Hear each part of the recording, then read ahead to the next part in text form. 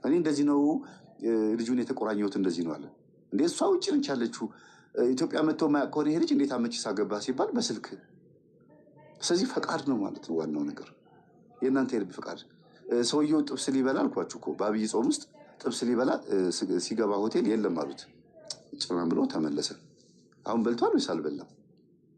ጥብሱ የለም ተባለ። ግን እሱ ስለፈለገ ብቻ እንደበላ ተቆጥሮበታል። ይሄ ሰው ዩቲዩብ ላይ 1 ሰዓት ከ13 ደቂቃ የሚፈጅ ሞተው የተነሱ እናት ብላችሁ ስትገቡ ታገኙታላችሁ።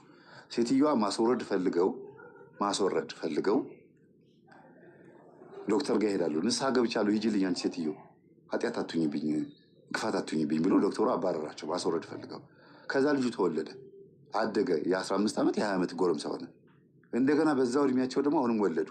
ሲወልዱ በምጥ ምክንያት ሞቱኝ። ሴትዮ ልጅ ወልደዋል፣ ግን በምጥ ምክንያት ሞቱ። ከዛ መላከ ሞት ነፍሳቸውን እጁ ላይ አድርጎ ይዟቸው ሲሄድ ገብታችሁ ቪዲዮ ማየት ትችላላችሁ።